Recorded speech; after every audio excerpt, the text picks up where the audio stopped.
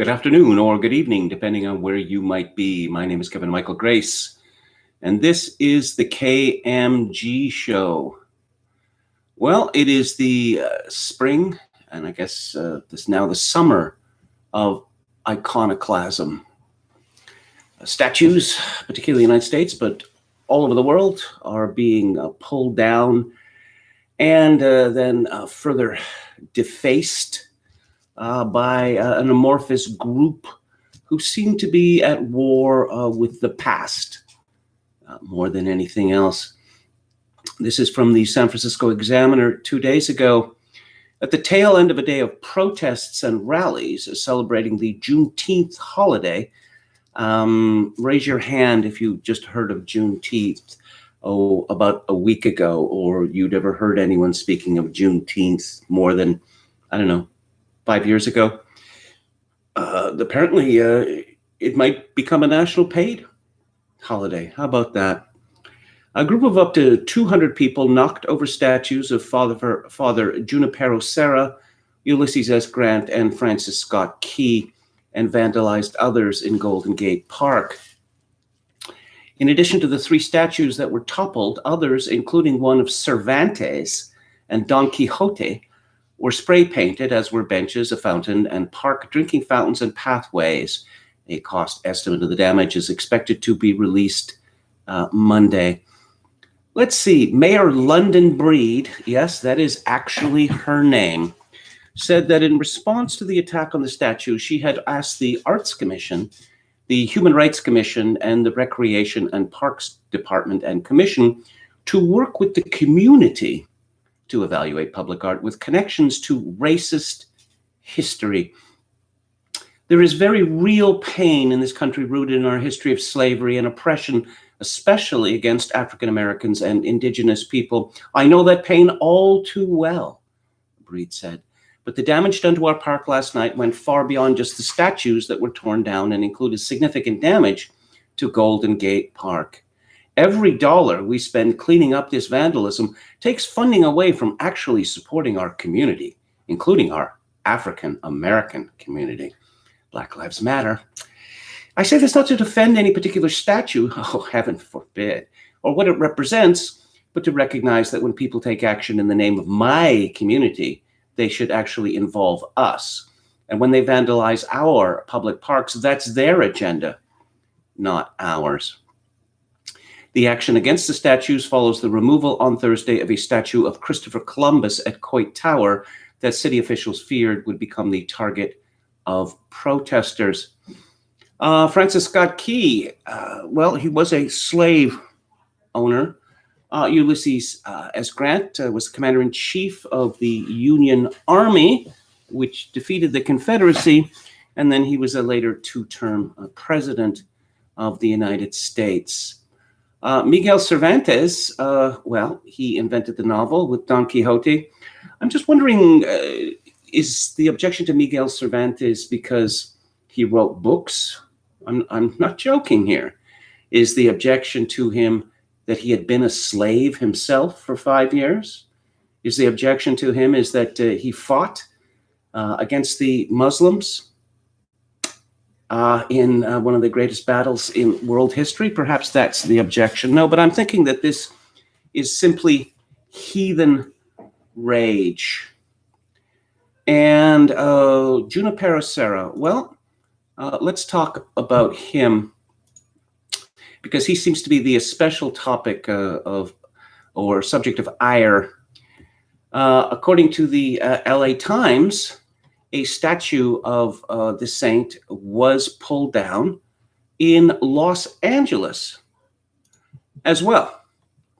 And I don't know, apparently Junipero Serra must have been a very bad man indeed. So let's find out a little bit more about him.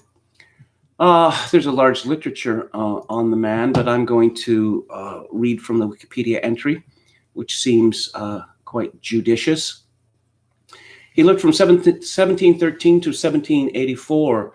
He was a Roman Catholic Spanish priest and friar of the Franciscan order who founded a mission in Baja California and the first 9 of 21 Spanish missions in Alta California, from San Diego to San Francisco. He was beatified by Pope John Paul II in 1988, amid denunciations from native tribes who accused Serra of presiding over brutal colonial enslavement. He was canonized a saint by Pope Francis in 2015 after consultation with many indigenous leaders. Serra was born and raised in Majorca in the Balearic Islands. He joined the Franciscans in 1730. He led a rigorous life of self-denial, and including physical chastisement. He was a theology teacher, a philosophy teacher. He was highly renowned, but he believed that his role was to bring souls to heaven through missionary work. And so he went to Mexico in 1749. To get from Veracruz to Mexico City, Serra and his Franciscan companions took the Camino Real, a rough road stretching from sea level through tropical forests, dry plains, high plateaus, and volcanic Sierra Mountains, up to an altitude of 7,400 feet. During the trek, Serra's left foot swelled up and a burning itch tormented him. Arriving at a farm at day's end, he could hardly stand. He attributed the swelling to a mosquito bite. His discomfort caused him to stay over at the farm another night, during which he scratched his foot and leg to excess, desperately trying to relieve the itch. The next morning, his leg was raw and bleeding. This wound plagued Serra for the rest of his life. So he toiled at the College of San Fernando de Mexico, and then he decided to move to the west, to the West Coast, in Baja California, which was at that time, pretty much completely barren. And he later moved north. The situation in New Spain was complicated by the fact that the Jesuit order was in the process of being suppressed. There were Jesuits there, and they were removed and mostly replaced by Franciscans. Now, there is in particular a huge library of works regarding the bitter enmity between the Spanish army and Spanish governors and priestly orders in the New World. And such was the power of the church in the New World that they frequently had governors who they believed had mistreated the Indians to be removed. And this is one of the things that Junipero Serra did. If you look at the missions which he created as they stand now, they are certainly one of the greatest accomplishments of the Spanish in the New World. Now, when we talk about Hispanic people, what do we mean? Well, it's a linguistic definition, although a great many people seem to regard it as an ethnic definition. But of course, most of the Hispanic people have Spanish origins. There are few pure Indios. And of course, most of these indigenous campaigning against Father Serra are of Spanish descent themselves. The Spanish Empire was arguably the greatest in human history, but somehow the Spanish get a pass. They are not hounded in the way that, say, the English are as colonializers. It was a hard life that Serra led, but he believed that any suffering that he endured was due to his own sinful nature. I'll just read a bit more. Discipline was strict and the converts were not allowed to come and go at will. Indians who were baptized were required to live at the mission and conscripted into forced labor as plowmen, shepherds, cattle herders, blacksmiths, and carpenters on the mission. Disease, starvation, overwork, and torture decimated these tribes. Well, I'll say that disease, starvation, and overwork was endemic to everyone except a handful in the New World.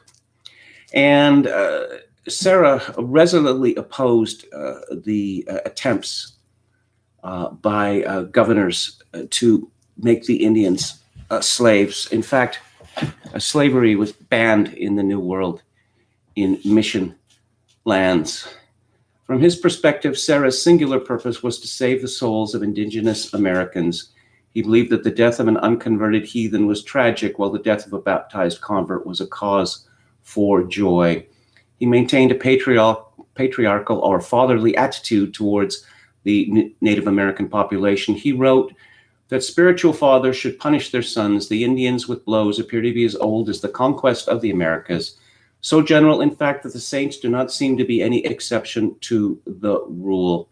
Punishment made clear to the natives that we, every one of us, came here for the single purpose of doing them good and their eternal salvation. St. Junipero Serra could be said to be the founder of California. And the people of California, or the mob, which of course is not opposed by the governor, is not really opposed by the mayor of San Francisco or the mayor of Los Angeles, and is cheered on by the media and the Democratic Party. Well, California has declared war on its own history, much as Mexico declared war on its own history many years ago. There's not a single public statue of Cortez in the whole of Mexico. Mexico is a country that has decided to turn us back on its history, to reject its history, to believe that it fell from the sky. And I suppose that California is doing the same. California has consumed its seed corn, as it will, and they are at a very fast rate distancing themselves from not only the rest of the United States, but from Western civilization itself. We'll see how that works out for them. I'm going to read a bit from James Kunstler's column today. For all his apparent clownishness and crudity, Trump's counter-resistance may be all that stands for the moment between the DNC-sponsored Jacobin jihad and what remains of a coherent consensus of genuine American values. Mischief is everywhere, and America is overwhelmed by that mischief, and the next 2 weeks are liable to be an awful test to see if we have anything definable as some national purpose left. Is it not obvious that in this time of danger, nobody besides the beleaguered president even wants to lead? The cowardly and dishonest left is too busy kneeling to a mob. Nobody mistakes Chuck Schumer, Mrs. Pelosi, Gerald Nadler, and Adam Schiff for leaders, and Joe Biden in his basement has less influence over events than the ghost of Norman Bates' mother. Kunstler is an admirer of Bill Barr, the Attorney General, and he notes an interview that he gave, which roused the usual suspects to fury. I do believe there were two standards of justice during a period of time toward the end of the Obama administration, and all I can do about it is apply one standard of justice, the right standard of justice, and make sure we apply it to everybody equally. And that's what I'm trying to do.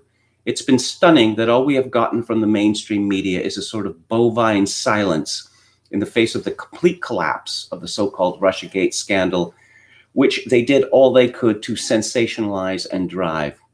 And it's like not even a whoops. They're just on to the next false scandal. I think it is the closest we have come to an organized effort to push a president out of office. Clearly, Barr is onto the game being played. It's probably hard to overstate the degree of anxiety this stirs up among the leftovers of Robert Mueller's core Jacobin cadre and the puppet masters who unleashed them, including former President Obama and his inner circle. All this goes on against the background of the imploding economy. The looting and arson of recent days hugely aggravated a central feature of it, the destruction of small businesses. In Minneapolis alone, the damage stands at $100 million.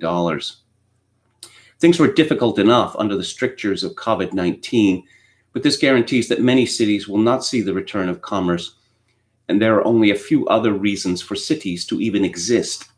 Not only did the Democratic Party fail to object to the mayhem, but the city governments they controlled aided, abetted, incited, and applauded the anarchy.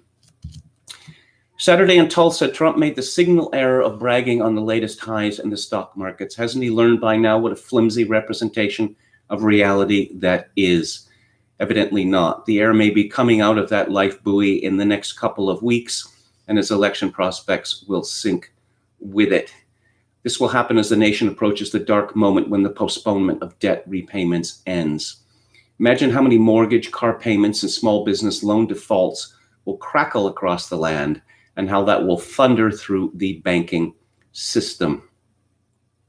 There are so many dimensions to the Federal Reserve's blunder, it could hasten a more complete economic, civil, and social collapse before November 3rd. If markets somehow magically stay elevated, would all those Americans dispossessed of houses, cars, and businesses not feel more resentful than ever about the skullduggery of the elites? And might they form a third faction in a burgeoning civil war against both the woke left and the Trump-led government? And what if the Federal Reserve's stupid trick of money printing destroys the value of the dollar per se? That's hardly a far-out scenario. Meanwhile, there's the sinister joker in the deck these next couple of weeks. It's called the 4th of July. It's hard to imagine a fatter target for those who are truly intent on making things as bad as possible than that particular holiday. Hey, they've already torn down statues of George Washington. What else is left to trash? Well, this is heathen rage, as I mentioned earlier. And I believe that we are seeing what Hilaire Belloc called the new paganism, which is an essay that he published in 1929. And he makes some observations about the old the paganism of the Greeks and the Romans, and the distorted version of this, which was coming together in his own lifetime. He says that, probably slavery when it comes will be called permanent employment, and a century hence, a rich man will say to his friends, talking of his new gardener, he's a permanent, paid for him at the bureau only last Thursday. Well, you know, we have all this talk about the universal basic income, and it won't be long after that is instituted, if it is, that there will be a work requirement for it. Thus, it will be the new slavery. I commend a book that Belloc published, I believe, in 1912 called The Servile State, which was about the burgeoning welfare state and how it turns man into slaves. I should note that Belloc made the obvious point, which has now been completely forgotten, that slavery is the default of human society. He writes, the new paganism will then, I say, give us in those societies over which it shall obtain the control of the mind, increasing restriction against general freedom and increasing restriction against the particular freedom, which left some equality between the man who worked and the man who exploited him under a contract. It will replace that idea of contract by the older idea of status. In saying this, my object is to point out that the discussion of the new paganism is not a mere academic discussion, but, as I have called it, one of the most immediate practical importance. If we adopt it, we must be prepared for its consequences. If we abhor those consequences, it is our business to fight the new paganism vigorously. The battle for right doctrine in theology is also always a battle for the preservation of definite social things, institutions, and habits following from right doctrine. Nor is there anything more contemptible intellectually than the attitude of those who imagine that because doctrine must be stated in abstract terms, it therefore has no practical application nor any real fruit in the real world of real men. Contrariwise, difference in doctrine is at the root of all political and social differences. Therefore, is the struggle for or against true doctrine the most vital of struggles. Now, you see, as I pointed out, or as I love to point out, these so-called conservatives, and don't use that word to describe yourself, call yourself patriots or nationalists or something else. They don't believe in having arguments about doctrine. They believe that choice is the highest value. The more choice, the better. And of course, social conservatism has largely disappeared because the way people live their lives is not important. What's important is maximizing one's utility and consuming. That's what it's all about, consuming and worshiping mammon and worshiping billionaires and giving them more and more money and more power. Belloc writes, I know that to affirm the connection between the new paganism and a wistfulness for the old will sound in most modern ears fantastic, because most modern people who fall into the new paganism know nothing about the paganism of antiquity. There never was a time when educated men had a larger proportion among them ignorant of Latin and Greek, since first Greek was taught in the universities of Western Europe. And there was certainly never a time during the last 2,000 years when the mass of people, the workers, were given less knowledge of the past and were in less sympathy with tradition. Nonetheless, it is true that the idea of pagan antiquity as a model runs through the whole new movement. With a few scholars, it is at first hand, with most people at second, third, fourth, or fifth, but it is there with everyone. There is a general knowledge that men were once free from the burden of Christian duty, and a widespread belief that when men were free from it, life was better because it was more rational and directed to things which they could all be sure of and test for themselves, such as the health of the body and physical comforts and pleasant surroundings and the rest. To direct life again to these objects, making man once more sufficient to himself and treating temporal good as the supreme good, is the note of the new paganism. Now, what seems to me by far the most important thing to point out in this connection is that the underlying assumption in all this is false. The new paganism differs and must differ radically from the old. Its consequences in human life will be quite different, presumably much worse and increasingly worse. The reason of this is that you cannot undo an experience. You cannot cut off a man or a society from their past. And the world of Christendom has had the experience of the faith. When it moves away from the faith to return to paganism again, it is not doing the same thing, not producing the same emotions, not passing through the same process, not suffering the same reactions as the old paganism did, which was moving towards the faith. It is one thing to go south from the Arctic towards the civilized parts of Europe. It is quite another thing to go north from the civilized parts of Europe to the Arctic. You are not merely returning to a place from which you started, you were going through a contrary series of emotions the whole time. The new paganism, should it ever become universal, or over whatever districts or societies it may become general, will never be what the old paganism was. It will be other, because it will be a corruption. The old paganism was profoundly traditional. Indeed, it had no roots except in tradition. Deep reverence for its own past and for the wisdom of its ancestry and pride therein were the very soul of the old paganism. That is why it formed so solid a foundation on which to build the Catholic Church, though that is also why it offered so long and determined a resistance to the growth of the Catholic Church. But the new paganism has for its very essence contempt for tradition and contempt of ancestry. It respects perhaps nothing, but least of all does it respect the spirit of our fathers have told us. The old paganism worshipped human things, but the noblest human things, particularly reason and the sense of beauty.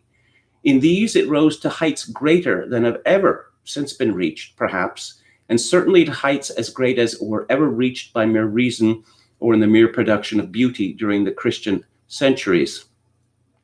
But the new paganism despises reason and boasts that it is attacking beauty.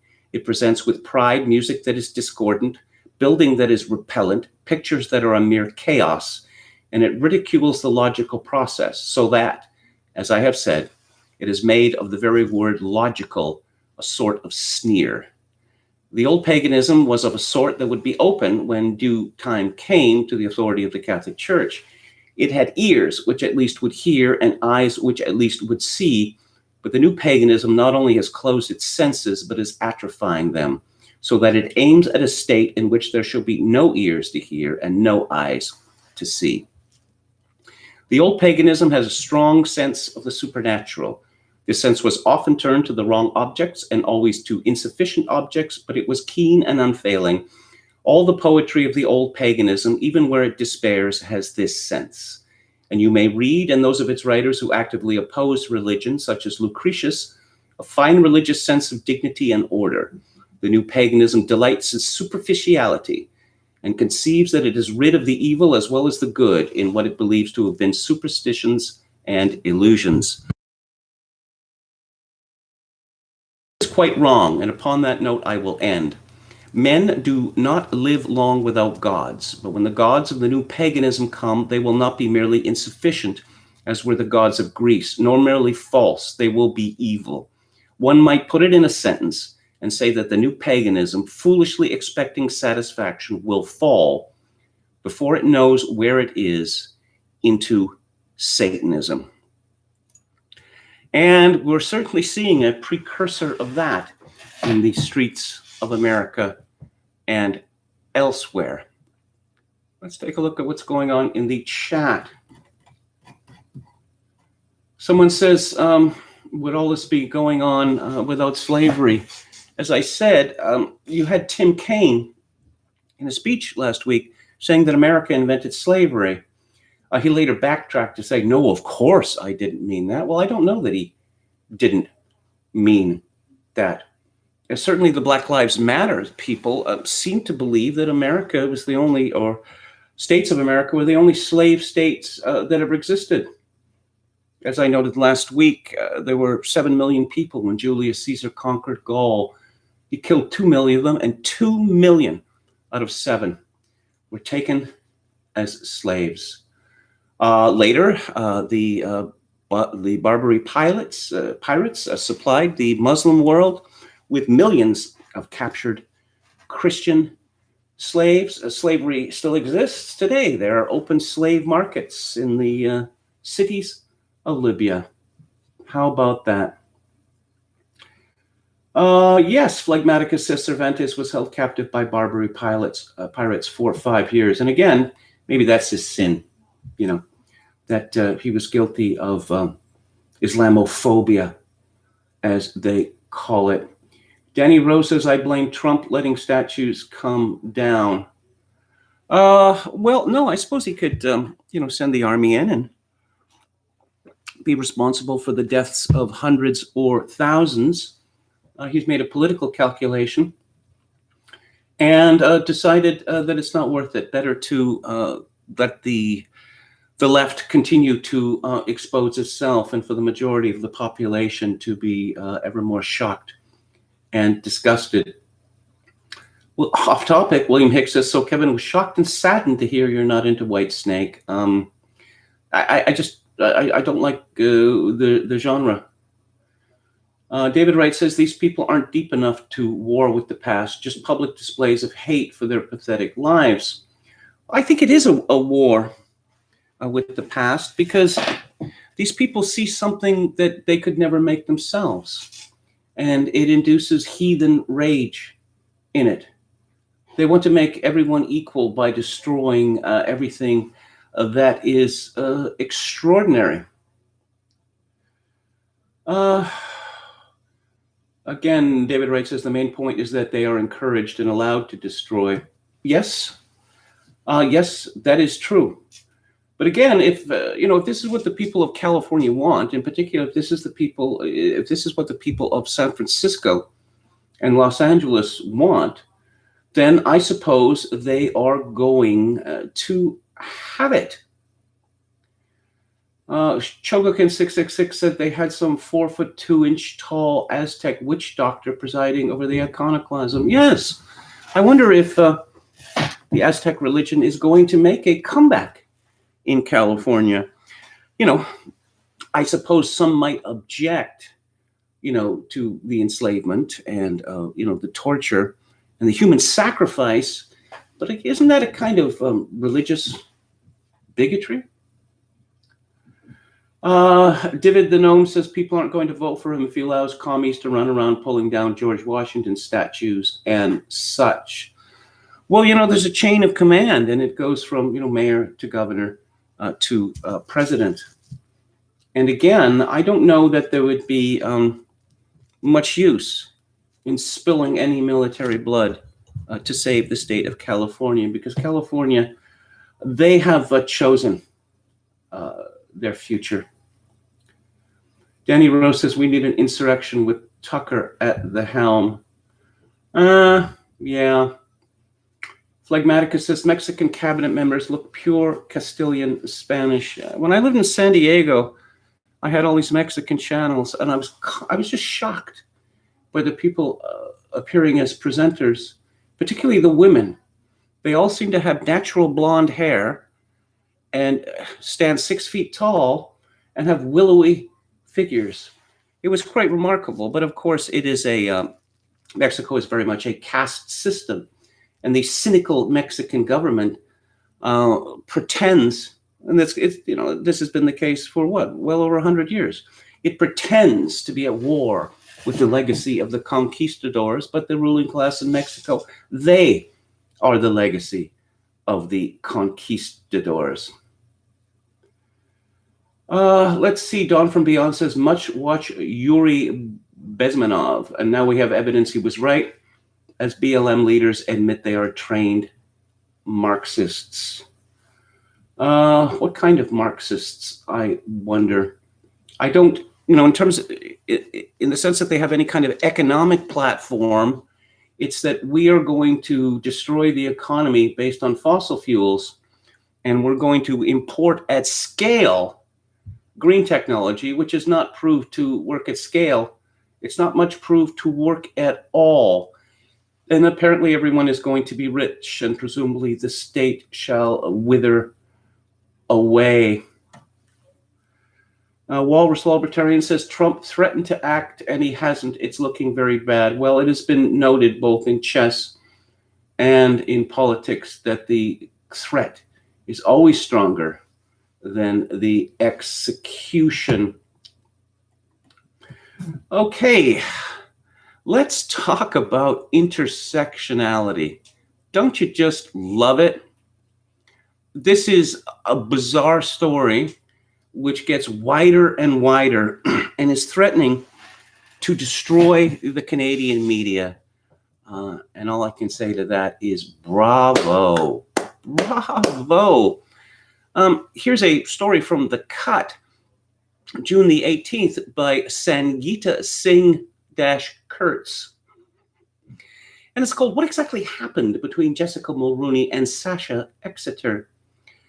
Jessica Mulrooney was mildly famous. She is the daughter-in-law of former Canadian Prime Minister Brian Mulroney. She's married to Ben Mulroney, and more about him later.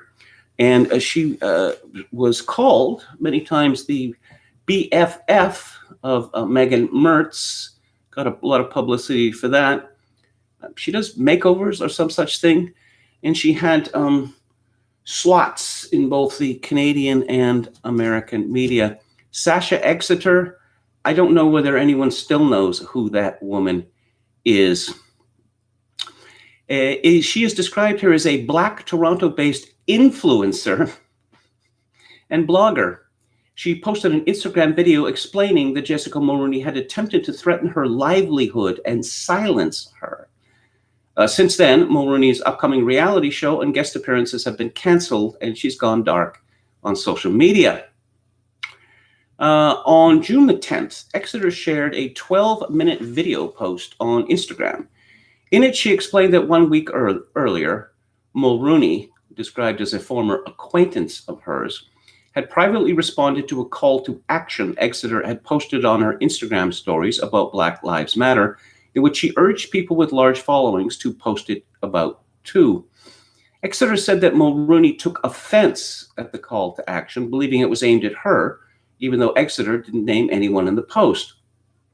Over the course of a week, Exeter said she was sent a trail of offensive messages from Mulrooney, in which Mulrooney tried to explain why she hadn't posted about BLM including that she was busy doing promo for her show.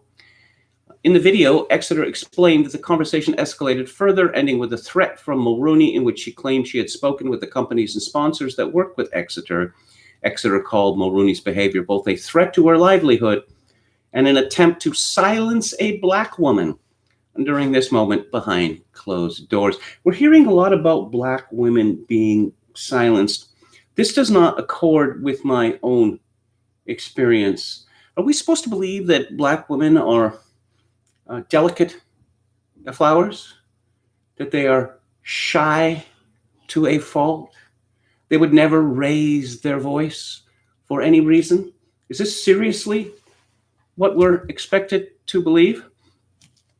After Exeter posted the video on Instagram, Mulroney commented on it, publicly apologizing and referencing her relationship with Megan Mertz. The comment, which has since been deleted, read, "Sasha Exeter, you are right when you say this shit needs to stop. As leaders, we need to join hands and call out wrongs. I know we have different experiences, and that is something that, even in the course of a heated argument, I need to acknowledge and understand. I am unequivocally sorry for not doing that with you and for any hurt I caused. As I told you privately, I've lived a very public and personal experience with my closest friend where race was front and center. It was deeply educational. I learned a lot from that. I promise to continue to learn and listen on how I can use my privilege to elevate and support Black voices." Soon after, Exeter revealed via Instagram stories that Mulroney had followed the public apology with a private DM in which she threatened to sue her. Yes, it looks like a bad copy to me because it mentions libel, and libel is spelled Liable. I do not believe for a second that Jessica Mulroney does not know how libel is spelled, or that she would not. This was a very short message that apparently she didn't notice this gross error. No, I think it's a fake. On June the 11th, CTV, that's one of Canada's 3 national networks, released a statement on Twitter and Instagram saying it would be pulling Mulroney's upcoming bridal show from all properties. It wrote that her conduct conflicts with its commitment to diversity and equality. The same day, Mulroney apologized again, and this is what I keep reminding you. Once you start apologizing, there is no end to it, ever. In a Twitter statement, she wrote that she respects CTV's decision, would not be pursuing legal action against Exeter, and would be stepping away from social media. In a separate apology on Instagram, Mulroney offered to have her account taken over by Sasha Exeter and other Black voices. Why doesn't she just volunteer to be their servant? Because that's where this is going. A day later, Mulroney was dropped from her guest fashion expert appearances on Cityline and ABC's Good Morning America. On Instagram, Exeter shared that she had been receiving disturbing emails as the result of the events. The comments on my post are getting quite vicious, and a lot of the comments have now left Instagram and gone over to my email, adding that she has been responding to the emails and threats to her personal safety will not be tolerated. And then, perhaps the ultimate indignity, Jessica Mulroney got markled. Page 6 cited an anonymous source who says that Mulroney and Megan's friendship was on the rocks before this all happened. Of course it did. Page 6 also cited sources that said Megan felt Mulroney was benefiting career-wise for the friendship. This is pretty rich, coming from a woman who married a prince of the royal family and apparently thought this would get her jobs in Hollywood. I don't know what the tipping point was, but Jess has been on the outs for some time. Their friendship is definitely not what it was. And really, how can you have such a close friendship when one person is making a career out of the friendship? I believe that Megan Mertz was counting on Jessica Mulroney to testify in her defamation suit against the Daily Mail. That would appear to be off. So many of the stories planted in the media, Meghan good, rest of royal family bad, are rumored to have originated from Jessica Mulroney. Megan Mertz does not have friends because friendship implies reciprocity. Megan Mertz has people that she knows because they are or could be useful to her. So then someone called Lainey got involved. This is a Canadian media personality and gossip blogger named Elaine Liu, and she calls herself Lainey, and her website is called Lainey Gossip. Born and raised in Toronto, her parents immigrated to Canada from Hong Kong in 1970. She worked in Rogers Communications, not-for-profit fundraising, Covenant House, and then she became a celebrity reporter. She hosts the Smut Soiree, an annual event in which she talks about the latest gossip in pop culture in Hollywood. The event was first held in 2005. Louis married Jacek Shenovitz when she was 28 years old. They now reside in Toronto with their dogs, Barney and Elvis.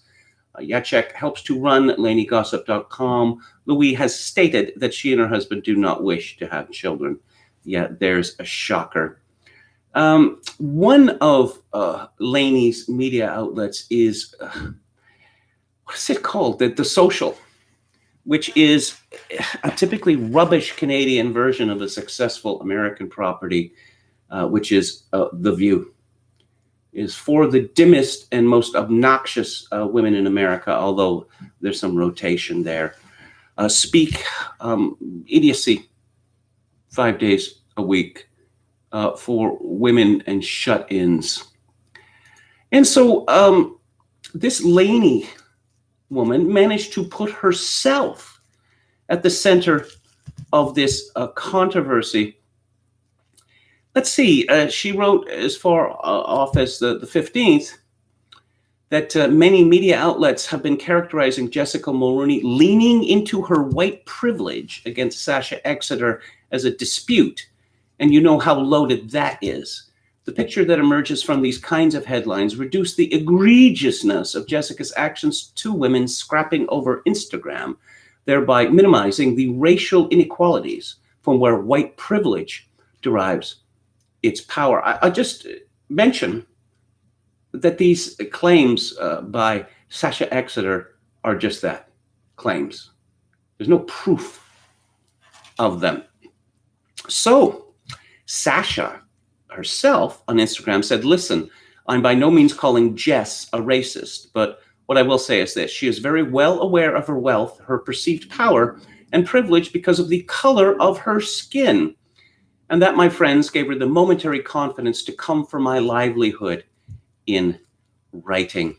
I would say that Jessica Mulroney is probably very aware of her wealth and her perceived power and privilege because she is married to a prominent Canadian media personality, and she happens to come from a rich and wealthy family herself, and because she is the daughter-in-law of Brian Mulroney, a longtime former Prime Minister of Canada.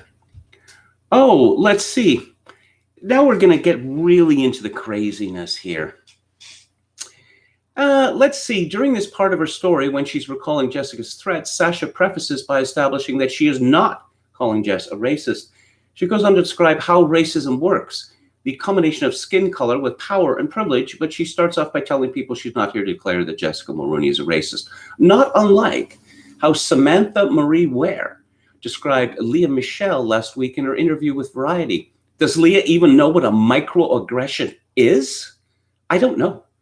All that her apology did was affirm that she hasn't learned anything. Am I calling Leah a racist? No. Does Leah have racist tendencies? I think Leah suffers from a symptom of living in this world in an industry that is tailored to white people. Well, let's fix that.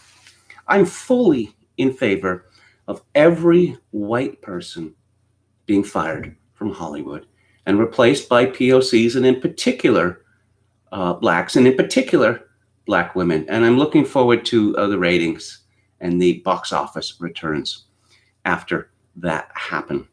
Now, Lainey, the gossip blogger, who is also a moralist, never forget this, writes, in her book, White Fragility, Robin DiAngelo, who is white, identifies white fragility as one of the major barriers to confronting and eradicating racism because white people are more afraid of being called a racist than the work it takes to battle racism.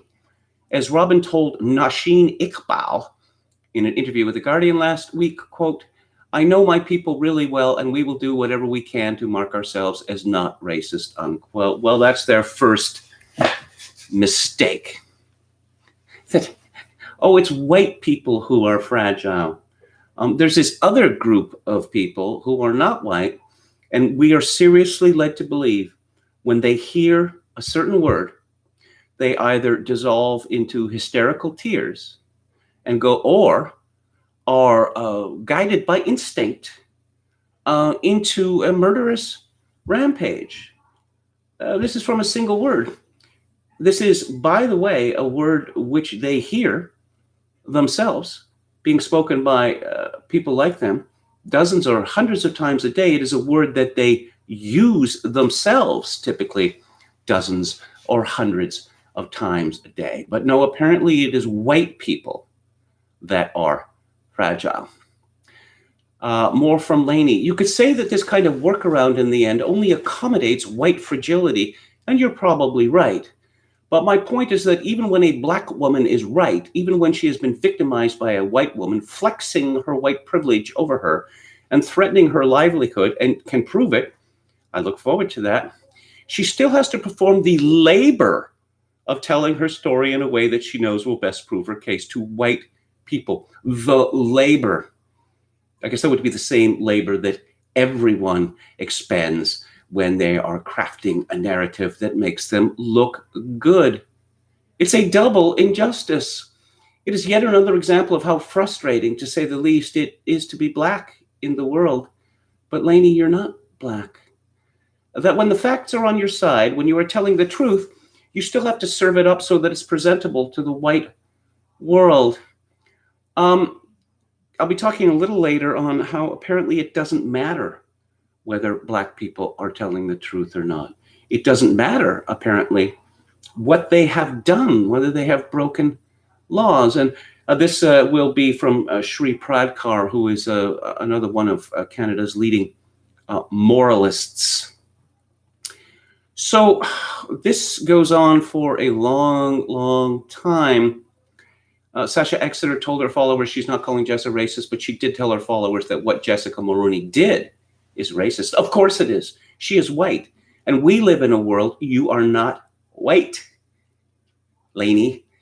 Live in a world built on the pillars of systemic and institutionalized racism.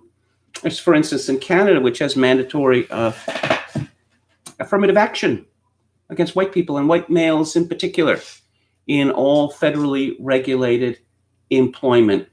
How about that? That sounds like institutional racism. Does it not? Okay. Now, I'm telling you all this because this does not end well for Lainey. And some snapshots of selections from Lainey's gossip column started to be posted on Twitter. Someone named at Bella Nagia wrote, at To Lainey Gossip, this is what you wrote about two strong black women. You referred to Janet Jackson when talking about her outfits as ghetto tits, ghetto weave, and ghetto belt. Oh dear.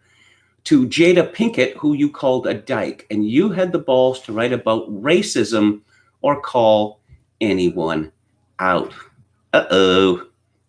Uh-oh. So, yes. So Lainey has a piece today. Megan Amram apologizes for past offensive racist tweets, and I apologize. A lot of people weren't buying this. Someone called Michael House 9 said, you are homophobic, calling dyke to a toddler as you did Brad and Angela Shiloh, calling a strong black woman, Jada Pinkett Smith, a dyke, calling Tom Cruise a dyke. Even if they are gay, so what? You stand with BLM only when it suits your career and fame.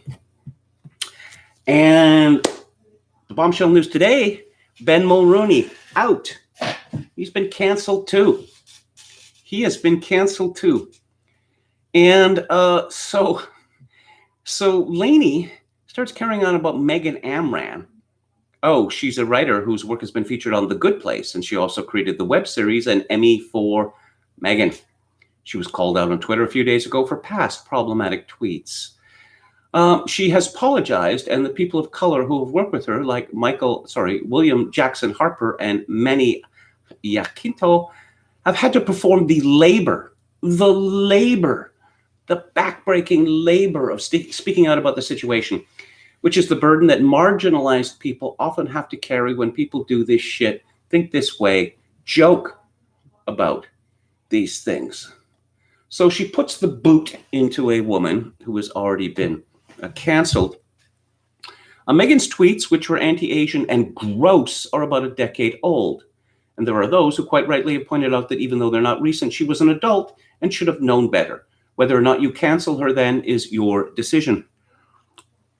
Many people object to cancel culture. My personal opinion on it is that while cancel culture is not always judiciously applied, it does have value. Sometimes people should be canceled. And if you visit this website often, you might be thinking about whether or not to cancel me. That's fair. I too have written shameful, horrible things. And today those things are being highlighted on social media because Ben Mulroney, husband of Jessica Mulroney, announced his stepping down as anchor of E-Talk after Jessica used her white privilege against Sasha Exeter. Here's another question about white privilege. If white privilege is so very powerful, how is it that Jessica Mulroney did not manage to crush Sasha Exeter under her heel like a bug? Why is it that Jessica Mulroney was instead crushed and then her husband was crushed? And Sasha Exeter has entered the pantheon of Black saints.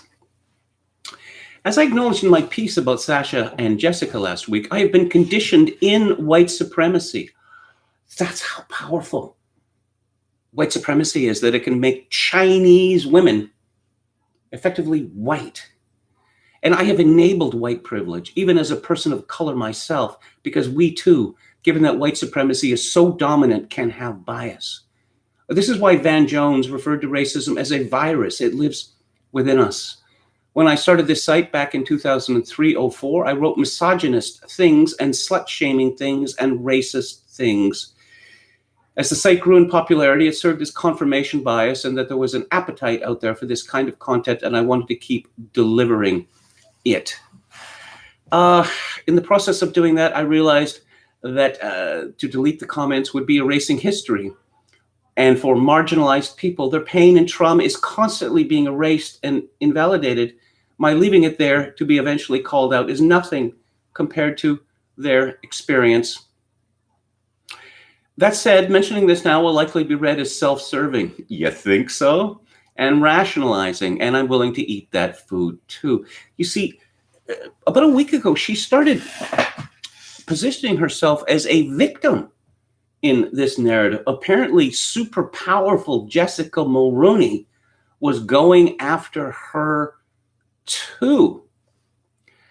And, okay.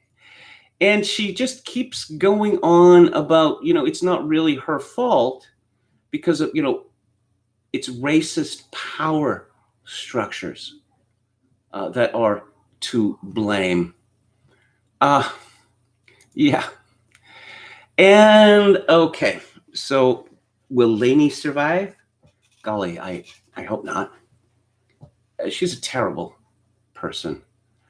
But we're hearing about some woman called Kayla Gray who happens to be Black, and she is an anchor for Sports Center on TSN, which is one of the two leading sports networks in Canada. So she got into some sort of dispute with a white man. And now, of course, she is a martyr. Lainey had tweeted June the 14th, part of the work for the rest of us to support Black women is to listen more, recognize your contributions, and be partners in the push for equality. Thank you for your grace and your example. You deserved every minute of Kayla Gray Appreciation Day. And this is what Kayla had tweeted, and it's formatted in such a way as that it resembles a manifesto. As Black women, we are constantly doing the work. Part of this work is fighting for moments of joy and rest, refueling so you can take on another day. I've tried to practice this over the past couple of days. I just want to say thank you for showing up for me. Thank you for holding space for me. My heart is full. Coming together as a community is our power. No longer can we be silenced. No longer will our voices be deemed invalid. So long as I have this platform, I will use it to speak my truth. Not the truth, you understand, but my truth. Again, when was the time, how long it's been since Black women were silent? This would have to be a long time ago. But these people really believe this. They talk about being constantly exhausted when they act as if they are exhilarated. They talk about the labor, the tremendous labor of what? Justifying or trying to justify what they have said or done. It's too funny, but it's also deeply sinister because it's clear. Thomas Fleming wrote this about 20 years ago, that we have returned to the status justice of the Middle Ages, where people were judged based on their class. And now we see quite obviously that we're returning to this, that people are being judged by their class.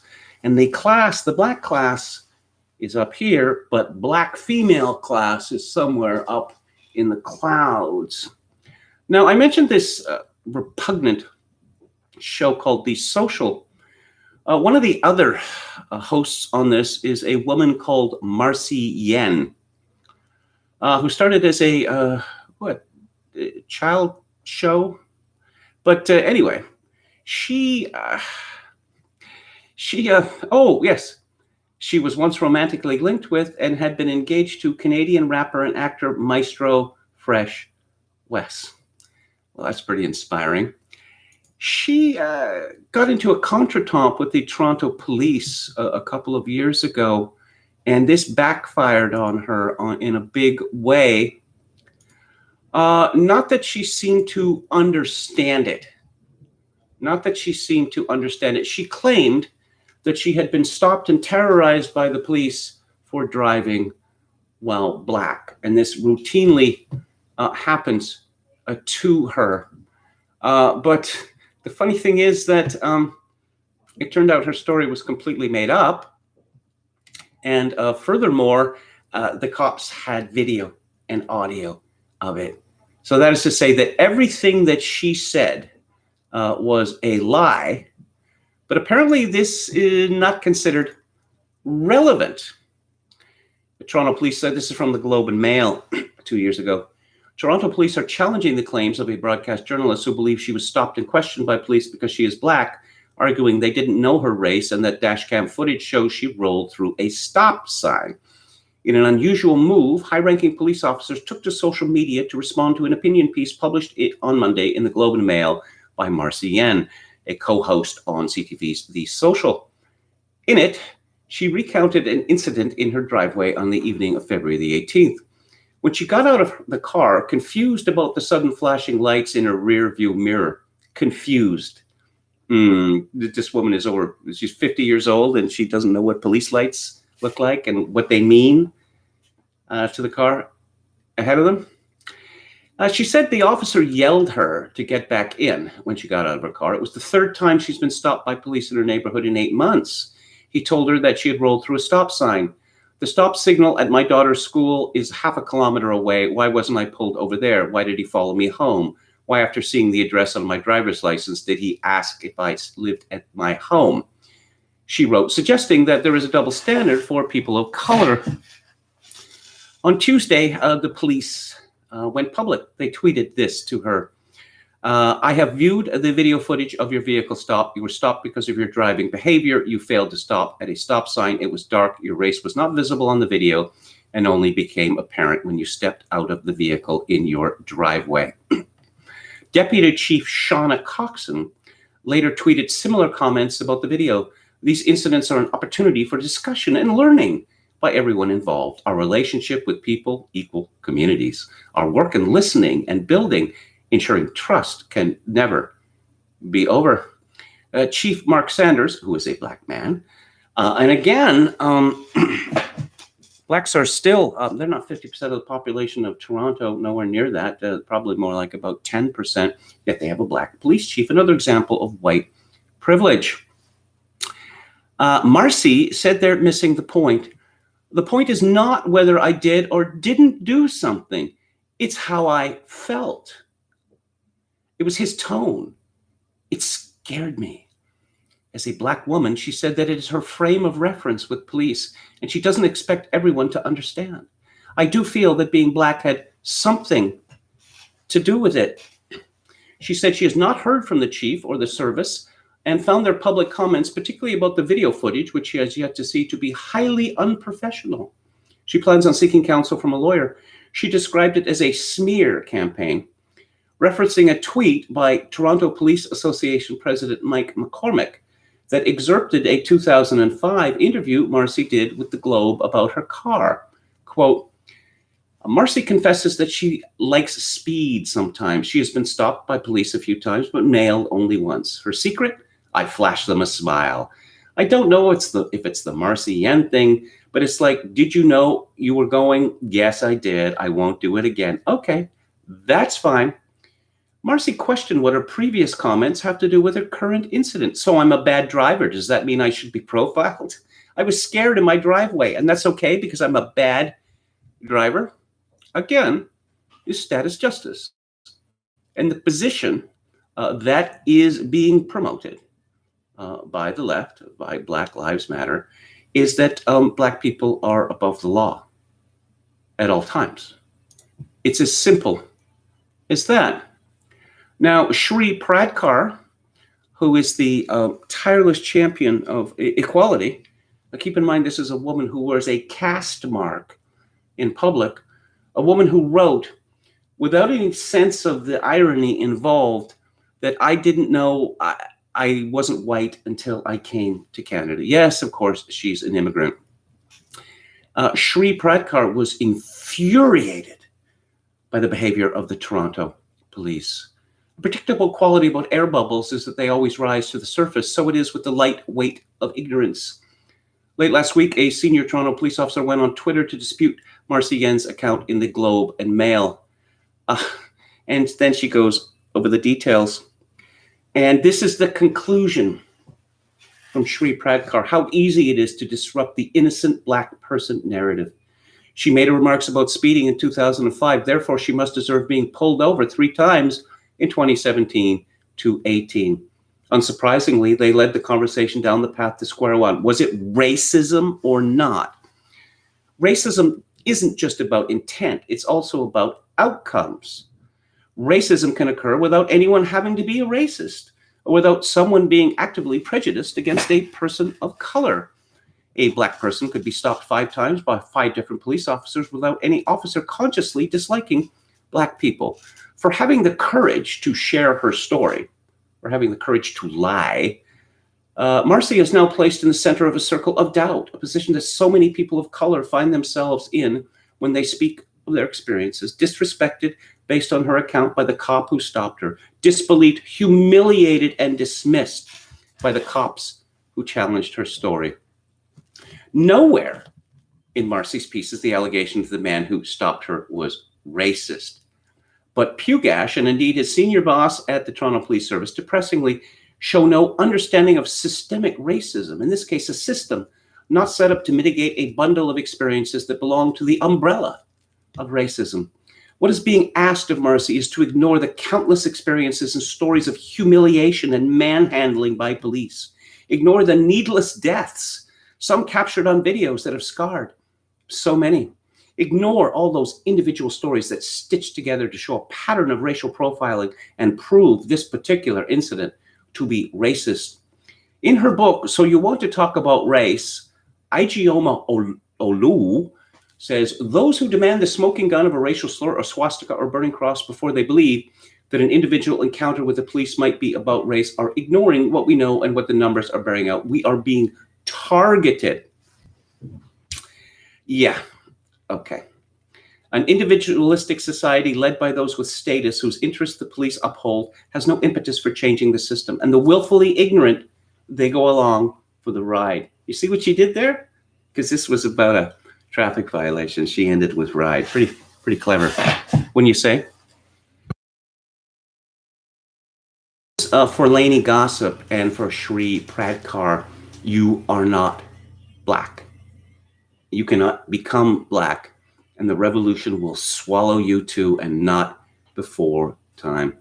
You know, a big lesson from these stories is that there's no such thing as model minorities. And this is another idiocy that the conservatives have hoisted on us.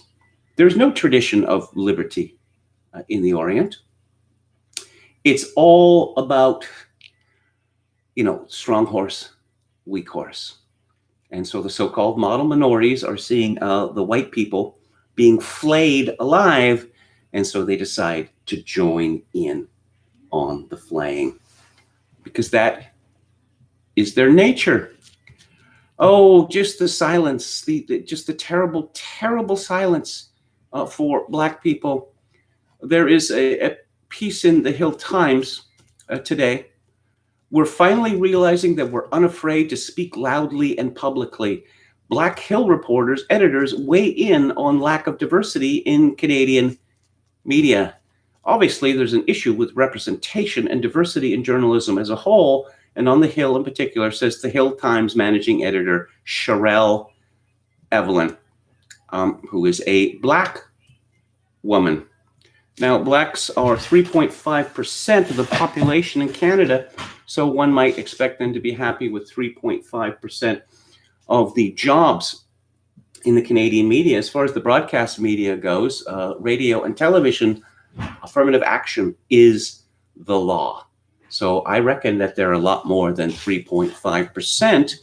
And every time I read a Canadian news story these days, it seems as likely as not that the author is a person of color. And as persons of color, they are obsessed with people of color things and little else, actually. I would love to see Hollywood just put out endless movies about the 1960s and endless movies about Black paranoia, and just see how much of an audience that actually has. Too funny. The bonfire is coming for all of them. You've heard of CHOP. It's the insurrection in Seattle. I noted the other day that there are people, this is 6 blocks. There are people who are, normie people who have apartments there. They're obviously terrified of leaving their apartments and going out into the street. There are businesses there, which are effectively, both the people and the businesses are under siege. So why isn't the media covering this story? Well, to ask the question is to answer it. Because you have hundreds or thousands of people who've been taken hostage by lunatics and businesses which are being destroyed. But apparently it's a block party, as Mayor Jenny Durkin of Seattle said. So stories that suggest that it is perhaps not a block party. Well, the media, the Ministry of Truth, is not interested in this. Someone from Mary Williams writes, an open letter to CHOP. As a Seattle-born Black woman, I've been longing for healing Black spaces for as long as I can remember. Mostly I've wanted to exist in the love that is other Black people. I wonder, are there places which are pretty much exclusively Black? Is there the better part of a continent which is pretty much exclusively Black? Perhaps Mary Williams should consider that. As I walked through CHOP yesterday, I was grateful to see some others who looked like me. Seattle is, I believe, about 6% Black. But even in a space where Black bodies have become hyper-visible, I was still drowning in whiteness. Yes, Black people need anti-racist, pro-Black allies. Yes, we are sick and tired of dying. Yes, solidarity. Yes, defund the police. But we also need is the healing comfort of being in each other's presence. What might it look like to be so pro-Black and community-centered that CHOP actually allocated time to Black people? Yes, just Black people. What might it look like to have one weekend in this city in which we are not drowning in whiteness? What might it look like to care for Black people? I am proposing 3 days. 3 days in which CHOP is only for Black people. Imagine allies on the outskirts protecting sacred gathering space, the new paganism. Imagine us building our altars, new paganism, and crying together. Imagine laughter. Imagine spoken word poetry, group meditations, movement and dance. Imagine art making. Imagine Black joy. Imagine rest. Imagine loving Black people enough to let them exist without interference. I, for one, would like to see this happen. And I guess what I'm asking, who do we need to talk to? Again, cry for segregation. And this is an honest question. If Black people find living with white people so much of a burden, so much labor, as they like to say, why do they continue to do so? There are parts of cities, which are typically referred to as the inner city, which is a euphemism for ghetto. Why don't they move there? And then they can be around pretty much solely Black people, but for some reason they want to be around white people. I won't speculate about the reasons because it would get me into trouble. Despite the example demonstrated by St. George Floyd, and I heard a rumor that he was going to be appointed or named the patron saint of home invasions. Did he die for nothing? This is from the Chicago Sun-Times. 104 shot, 14 fatally over Father's Day weekend in Chicago. 5 children were among the 14 killed, including a 3-year-old boy and a 13-year-old girl killed in separate shootings in Austin on Saturday. Yes, Black Lives Matters, but not so much to Black people, it seems. Okay. NASCAR says noose found in garage stall of Bubba Wallace's team. He is the sole Black driver in NASCAR. Maybe they should all be Black drivers in NASCAR to make up for the decades of systemic discrimination. I think that should be the demand. We are angry and outraged and cannot state strongly enough how seriously we take this heinous act, the NASCAR statement read. We have launched an immediate investigation and will do everything we can to identify the persons responsible and eliminate them from the sport. As we have stated unequivocally, there's no place for racism in NASCAR, and this act only strengthens our resolve to make the sport open and welcoming to all. Now, I rather suspect there are cameras in the garage or in the vicinity, and so it should be fairly easy to determine who is responsible for this. But of course, I'm going to start from the default position that this is a hate hoax. In the past, when these hate hoaxers have been identified, the most severe sanctions have not been taken against them. The hate hoaxes are apparently a learning experience, and the argument goes, seriously, this is how it goes. Isn't it shocking how much anti-Black hatred there is in America that Blacks have to make up hate hoaxes? Similarly, isn't it shocking how much homophobia there is in America that homosexuals have to make up hate hoaxes? We are all guilty, as Dr. Heinz Kiosk said. Brett Favre compares Colin Kaepernick to Pat Tillman. Yes. He says that, this is from Breitbart, that Colin Kaepernick's decision to forego his NFL career in order to continue his anthem protests and social justice movement is a sacrifice in league with former NFL player and Army Ranger Pat Tillman. Favre, in a recent interview with TMZ, said it's not easy for a guy his age, Black or white, Hispanic, whatever, to stop something that you've always dreamed of doing and put it on hold, maybe forever, for something that you believe in. I can only think of right off the top of my head, Pat Tillman is another guy that did something similar, and we regard him as a hero. So I'd assume that hero status will be stamped with Kaepernick as well. Pat Tillman walked away from a multi-million-dollar deal with the then St. Louis Rams to become an Army Ranger. He was killed in Afghanistan in a friendly fire incident in 2004. Brett Favre is a worthless quisling. And after the revolution, we will not forget those who abandoned us in our hour of need. Pat Tillman gave his country his life. All Brett Favre ever did was send dick pics. Okay, before I move on to AOC, I'm going to go back to the chat. Vox Day says access to white people is not a right. Indeed, it is not a right. William Hicks says Detroit is 80% black. Seattle is the pastiest of the pasty white. Actually, I think Portland may be a pastier. And of course, the Oregonian and others have been campaigning against this for years. You know, one of the reasons why all these hipsters and would-be artists flocked to Portland and Seattle in recent decades is, well, let's not talk about race, but it's sort of a laid-back vibe there. And what they mean by laid-back vibe is that they can walk the streets without fear of being attacked. If hate hostess did not exist, they would need to be invented. Voltaire, says Mike F.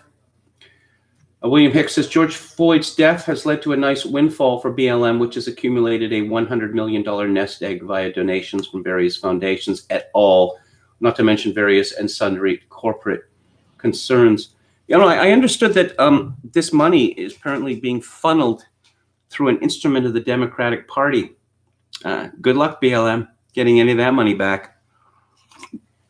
Joe Biden is going to need it for his campaign. Let's see.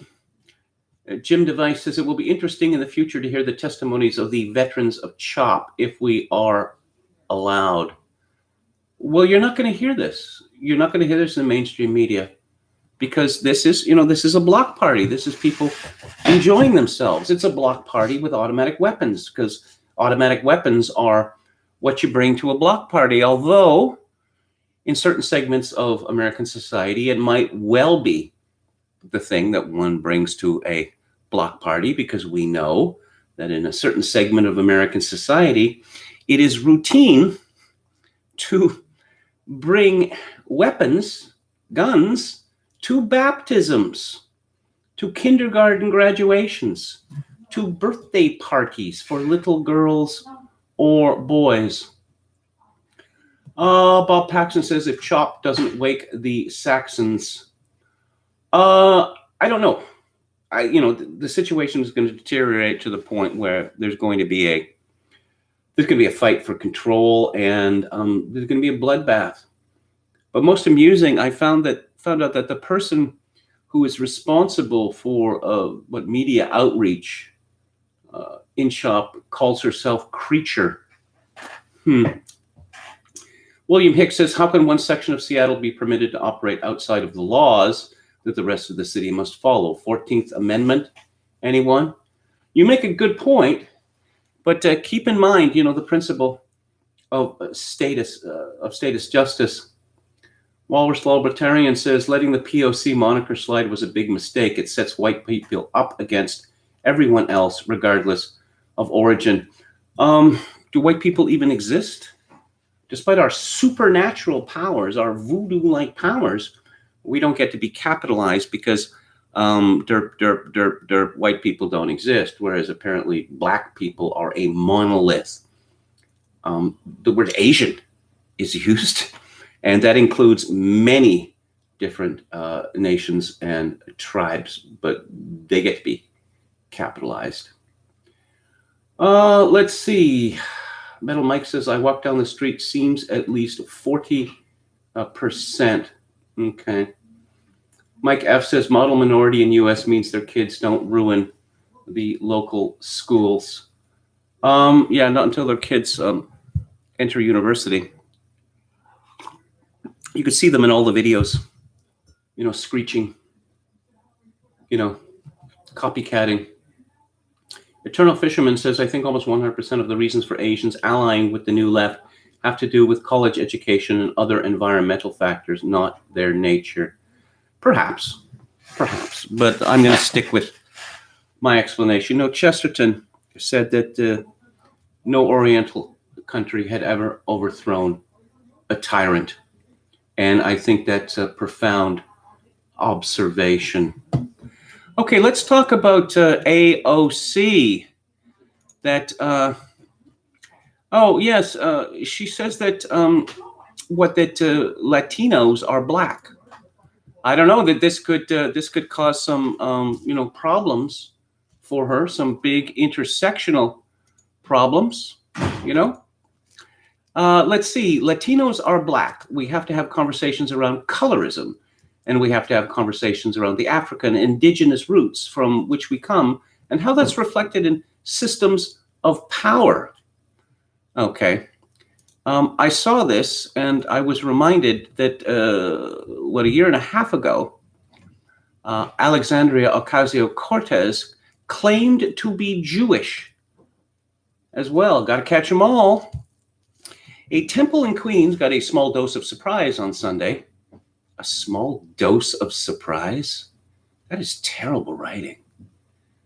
The final night of Hanukkah, when Representative-elect Alexandria Ocasio-Cortez, a New York Democrat with a knack for dramatic flourish, told those gathered to light the menorah that her ancestors were Jewish. One of the things that we discovered about ourselves is that a very, very long time ago, generations and generations ago, my family consisted of Sephardic Jews. These are Jews who settled in the Middle East, North Africa, and Southern Europe after the Jewish diaspora. They were expelled from Spain in 1492. The story is, oh yes, she explained that she was descended from Jews who fled Spain during the Spanish Inquisition, when many people were forced to convert on the exterior to Catholicism, but on the interior continued to practice their faith. And a strong group of people, strong-willed, that were determined to continue living life as they wanted to live it, decided to get on a boat and leave Spain. Some of those people landed in Puerto Rico, where her mother was born. What was the situation in Puerto Rico in 1492? That was the year that Columbus crossed the ocean blue, and I don't even believe that Puerto Rico had been discovered at that time. So these crypto Jews, supposedly, according to AOC, they fled to Puerto Rico. Puerto Rico was a Spanish possession, and the Inquisition was powerful there too. The Inquisition was as powerful in the colonies as it was in Spain, but AOC knows nothing of this, and the Washington Post knows nothing of this, and we're not supposed to ask questions such as why would a Jewish person fleeing what they believe to be a theocracy would go to a Spanish colonial possession instead of to say North Africa, which is a lot closer. Why would they do that? No, but they wouldn't do that. But no one was going to call out AOC on this obvious lie. Trump had a rally on the weekend, and it is now 48 hours from Tulsa. I don't think that anyone will. It's a Burt Bacharach reference. I don't know that anyone will get it. Someone called Sarah Rumpf reports in Mediaite.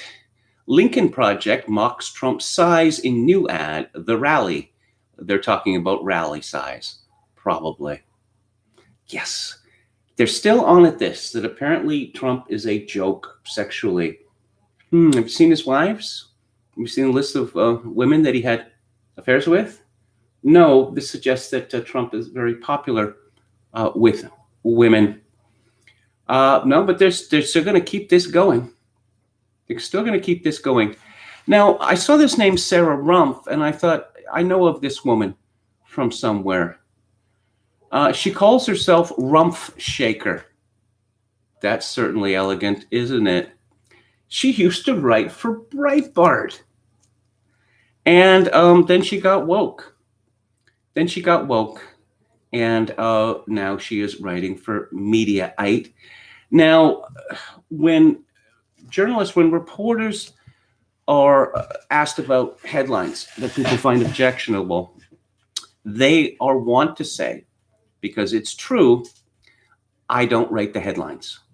And generally, they don't write the headlines. But Sarah Rumpf, she used those very words in her tweet, publicizing her article. So that makes it clear she has no problem with this juvenile joke. The rabble rousers behind, oh yes, of course, she is ferociously, Sarah Rumpf, never Trump. Because these, the Rick Wilsons and the Steve Schmitz and all of these grifters in the conservative movement, they realized that they were going to have to eat their words about Trump if they were to survive, or they were going to have to go into exile like Bill Kristol, or they'd be finished. And so Sarah Rumpf decided to back what she sees as the strong horse. The rabble risers behind the Lincoln Project. What did Lincoln have to say about Black people? Yikes! Have pulled no punches in their criticisms of President Donald Trump, and the Never Trump Republican group's latest ad aims below the belt with a 45-second video clip full of double entendres about size, mocking the president for the disappointing turnout at his rally in Tulsa on Saturday. Tulsa Fire Department tells ABC News just shy of 6,200 people attended President Trump's rally on Saturday.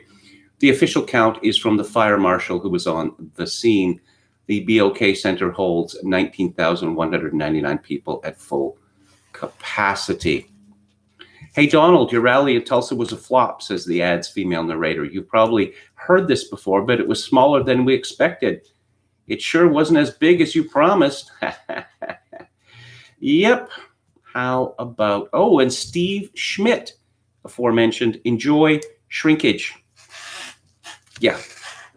Oh, and Rick Wilson, who was thoroughly humiliated for attempting to cancel a company, Domino's Pizza, because of praise from a woman 8 years ago.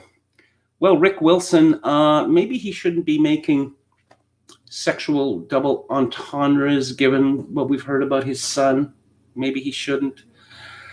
He said the Trump campaign's limp performance last night in Tulsa certainly got the attention of the nation. His problems seem to be mushrooming, and he's clearly suffering from some serious electoral dysfunction. Editor's note, the author is a former political colleague and longtime friend of Rick Wilson. Yeah, okay. Well, that's one of the reasons why people hate the media. Of course, why would I trust anyone who calls herself Rumpf Shaker? Come on. Let's see. President Donald Trump's rally in Tulsa attracted over 4 million unique viewers across all of Team Trump's digital media channels. The live-streamed pre-rally shows drew an audience of more than 2.5 unique viewers by themselves. And the update is now, the number is now 5.3 million viewers. I guess it was something of a bust in Tulsa. I will say that the rally had been rescheduled because it was originally scheduled to be held on the sacred Juneteenth, in which nothing else is allowed to happen. And then there's the COVID scare with the head of Tulsa Health and various other people pretty much saying that anyone who went to the rally would be spreading COVID-19. They would be murdering people. Antifa, BLM showed up to disrupt. And there's the K-poppers. White Lives Matter is now categorized as a K-pop trend instead of politics. That's impact. Yeah. Gender liquid white men pretending to be Korean women on a Chinese spy app, erasing themselves and their heritage. Enjoy Weimar while you can. They've been boasting about this, and AOC posted about it, that K-pop TikTokers were responsible for the ordering of hundreds of thousands of tickets, which they were not going to honor. So now we have this organized campaign to disrupt freedom of assembly in America. I wonder what the courts would think of that. I got into it with one of these K-poppers or K-pop stanners over the weekend.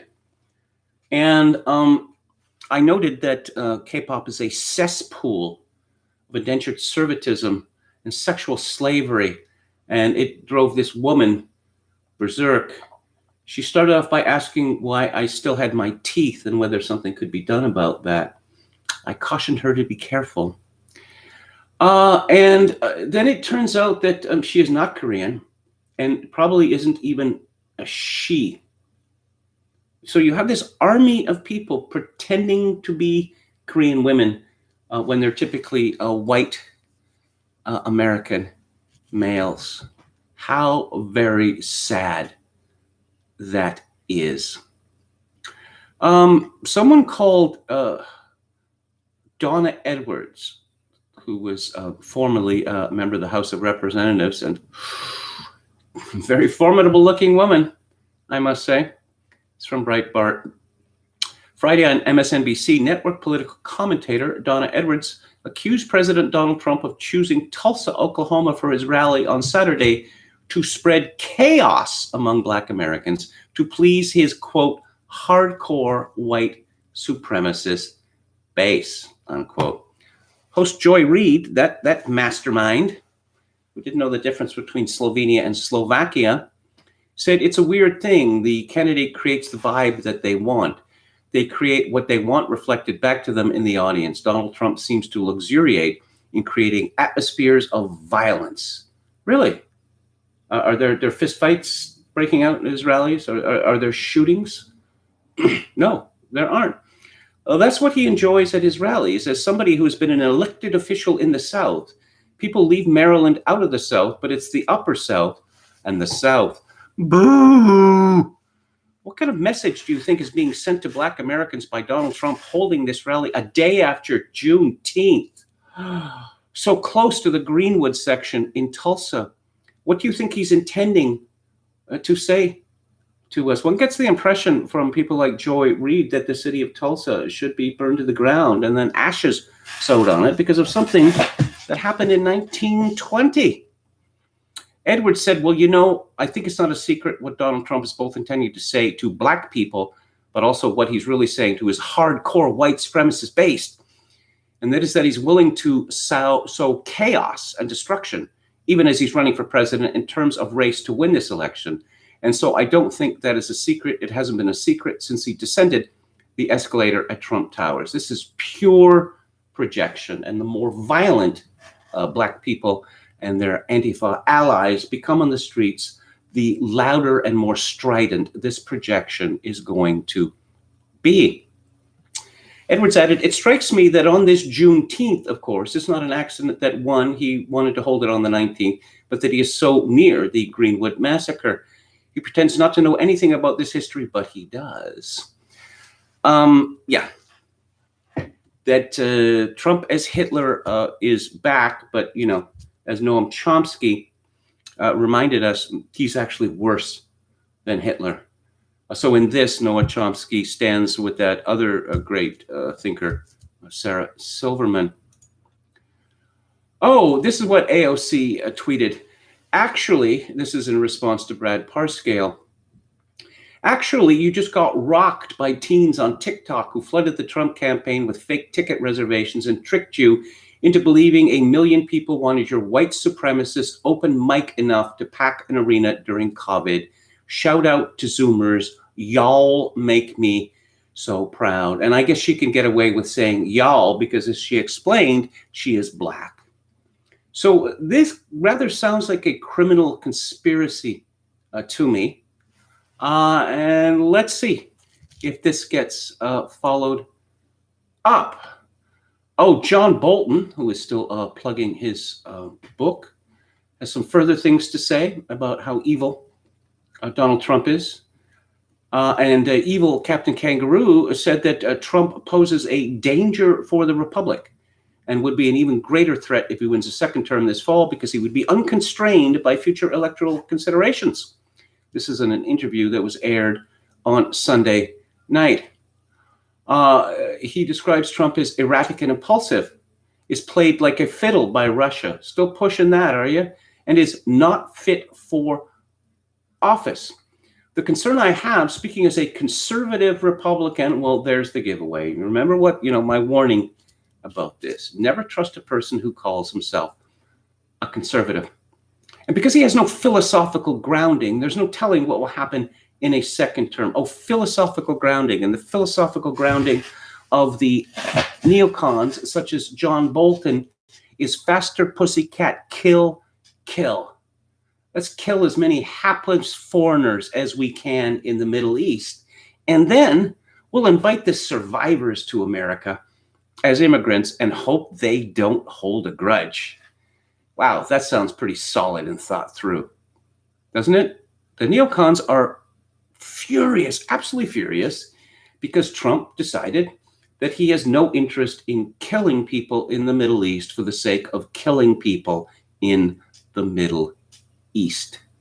The neocons worship blood. They are, as far as I can see, they are a cult, likely a satanic cult. And I mean that quite seriously. Okay, so the black pillars have been in force in the chat. Well, I got some white pill news for you here. This is from CNBC. Trump to suspend entry of certain foreign workers despite business group opposition. And if you know that business groups are opposed to it, it must be a good idea. Trump will block the entry of foreign workers on H-1B visas for skilled workers and L-1 visas for workers being transferred within a company through the end of the year, a senior administration official said Monday.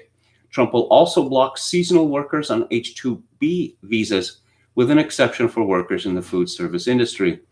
Businesses, including major tech companies and the U.S. Chamber of Commerce, have said that the visa suspension would stifle the economic recovery after the damage done by the coronavirus pandemic.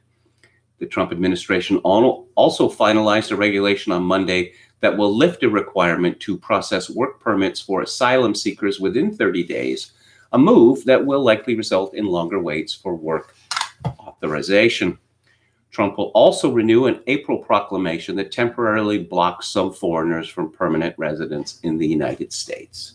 Trump has slashed the importation of foreigners to the United States, and he continues to slash it. Many people said this could not be done, but Trump is doing it. This is what America First means. These people like the Chamber of Commerce who believe that America can only prosper when Americans are kept out of work by foreigners. These people should be ashamed of themselves. There's no other way to say it. Oh, by the way, rich hardest hit. Apparently, this is just going to slash the number of people admitted to the United States to be nannies or au pairs.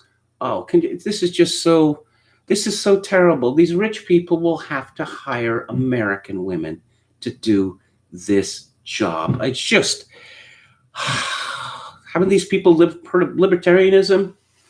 Just the idea that one would be forced to hire one's own people before hiring cut-rate foreigners at the lowest rate responsible. Ryan James Gurdusky has this big tweet storm on this. He says, probably the biggest accomplishment on legal immigration by any administration in 50 years. People keep asking me who deserves credit for this tremendous win. Honestly, it's the president. All the usual suspects tried to water it down as much as possible, and Trump refused to back down. Even when they said it would affect his hotels, he stuck to his guns. Yeah, good news. There's a white pill for you. Let's go to the chat. Metal Mike, Trump's mistake was hiring him. Yeah, it was a mistake. It was a mistake, but people will say things, in order to get jobs. People will promise to do things that they won't. People will promise to be loyal, and they won't. Trump had a tremendous problem. I've said this many times, and I'll keep saying it, is that he's not a member of the elite. The elite is hostile to him. but he had to look to hire a skilled and experienced people. And so he was forced to hire from within the elite certain positions. And, it hasn't worked out very well. But in the 3 years that Trump has been president, you see the beginnings of, how would you say, a Trump cadre being formed. Respectable commenting name says they're doing another autonomous zone outside the White House now, apparently. I don't think that's going to last. I don't think that's going to last for very long. Brandon Smith says autonomous zones would work if they fenced them in with razor wire and built a wall, as they did in Berlin, just to keep these people in. Now, of course, to be fair, the people who live there and the business owners would have to be evacuated, and they would have to be fully compensated for what they have lost. Metal Mike says, I wonder who funds the American Institute for International Steel. Oh, okay. They sued back in 2018, presumably because Trump wasn't not letting enough so-called temporary workers in.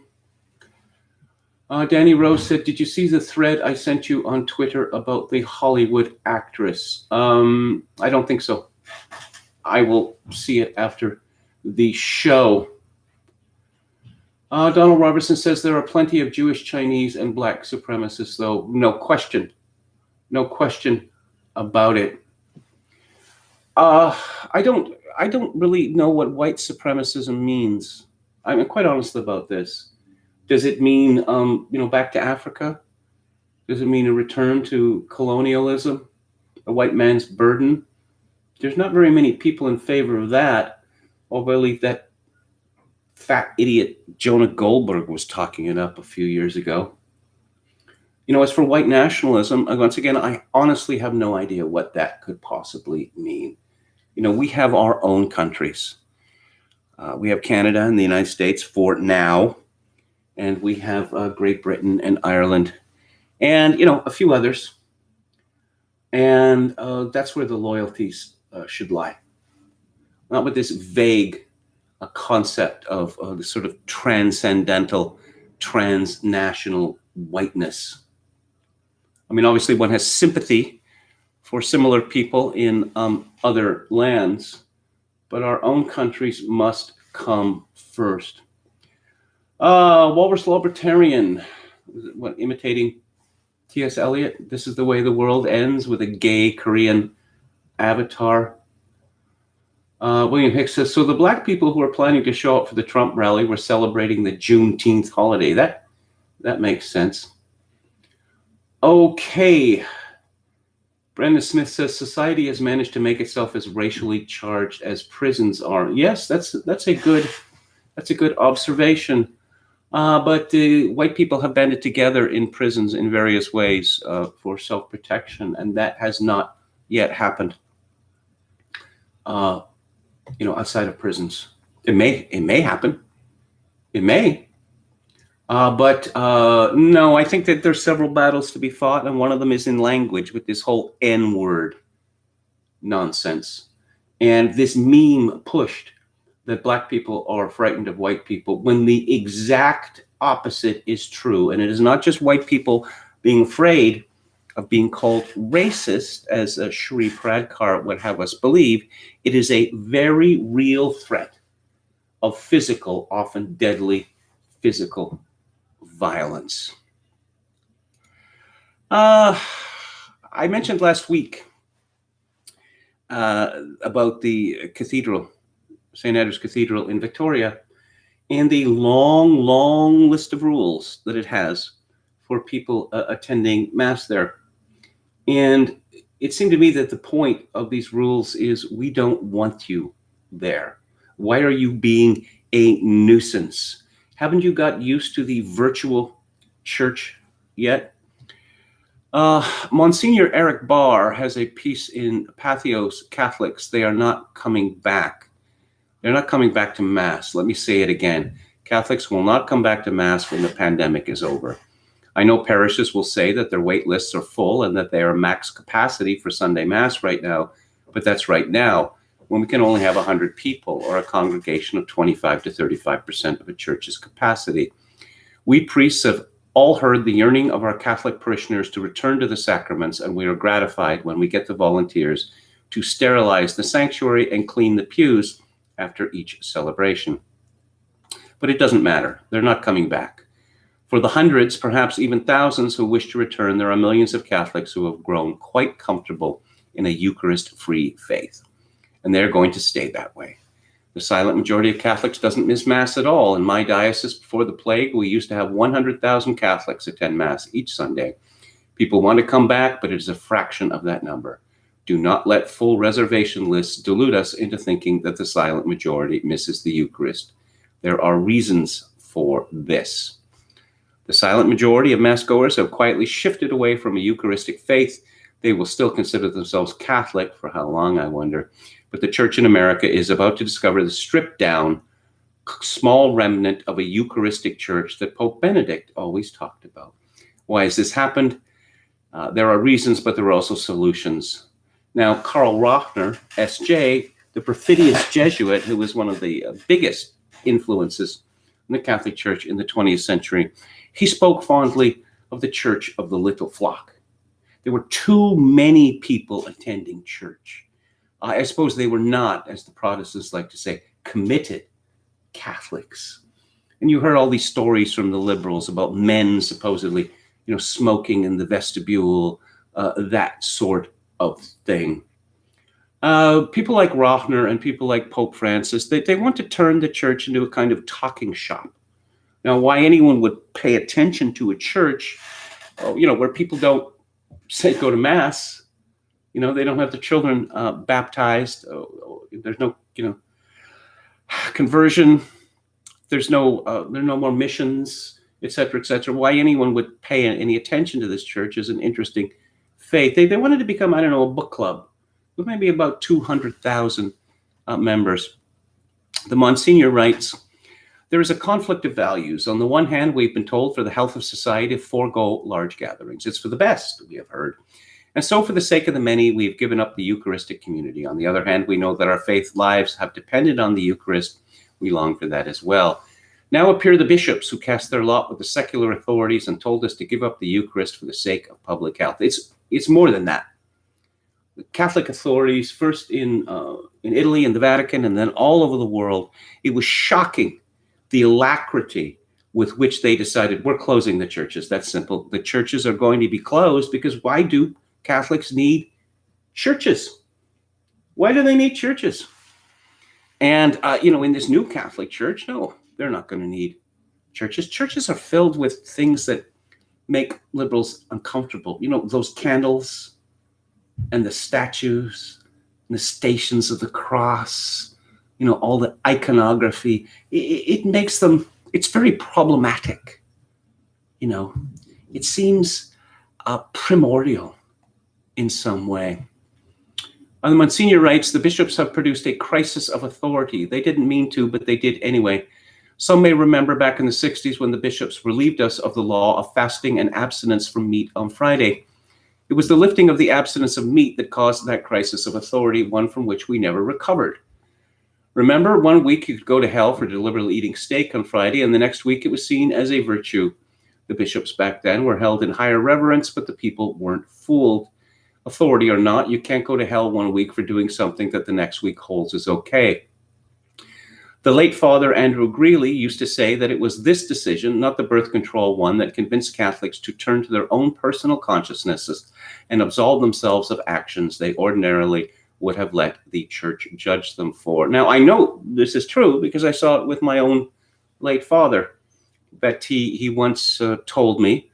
So in the 60s, we went to Catholic school, and then he took us out of Catholic school, and he stopped driving us to the church on Sunday. Now, he had grown up in a home where, no question, if he had skipped his Sunday obligation and got run over and killed by a bus on Monday, he believed that he would go to hell. And he told me, they took away the restrictions The dietary restrictions, which were fairly minor.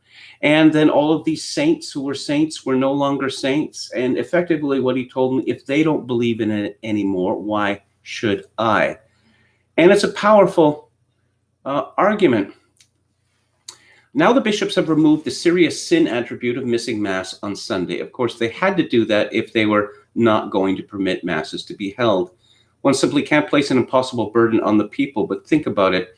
For the ordinary Catholic who never studied moral theology, a conundrum is caused. As soon as the churches are fully open, the bishops will restore the legal requirement that Catholics must go to Mass on Sunday. I'm not so sure about that, Monsignor. What normal Catholic is going to be impressed by that, particularly since they have not been sinning for the past many months by not going to Mass? It might have helped if the bishops were holy, leadership-oriented, and shepherding, but they are not.